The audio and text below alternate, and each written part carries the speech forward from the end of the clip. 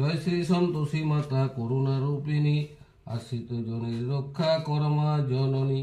অজ্ঞানীরে জ্ঞান দেন ঐশ্বর্য দুঃখীরে, কিবা আছে তার সময় সংসারে।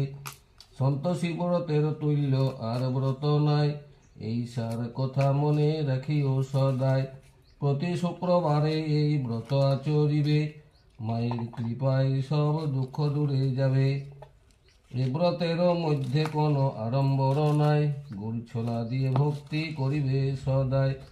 পূজাস্থান পরিষ্কার করিয়া যতনে, আলপনা দিবে তাহা ভক্তিযুক্ত মনে।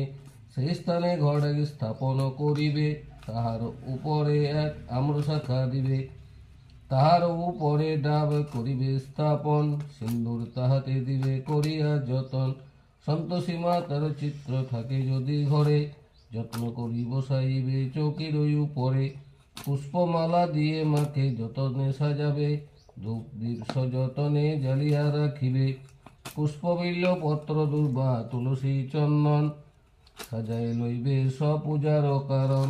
সাধ্য মতো উপচার জোগাড় করিবে, গুড় ছোলা অবশ্যই নৈবেদ্যতে দিবে।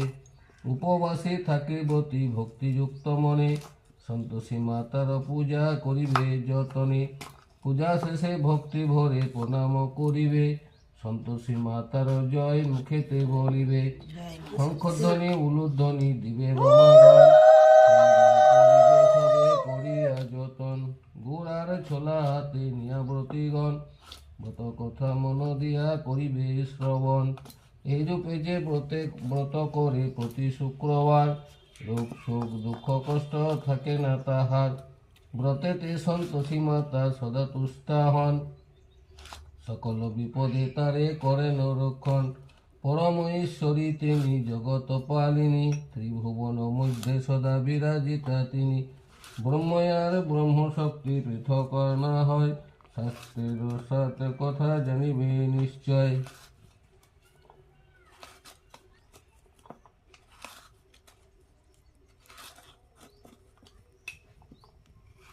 বৈকুণ্ঠ ঈশ্বর সেই দেবে নারায়ণ, সন্তোষী মাতার ব্রতে সদা তুষ্ট হন। নারদের কাছে তিনি আনন্দিত মনে, সন্তোষী ব্রত কথা বলেন যতনে। বৈকুণ্ঠেশ্বরী লক্ষ্মী ঐশ্বর্যদায়িনী, সন্তোষী মাতার ব্রতে তুষ্টা হন তিনি। সর্বসিদ্ধি দাতা যিনি দেবে গণপতি, সন্তোষী মাতার ব্রতে তুষ্ট থাকে অতি।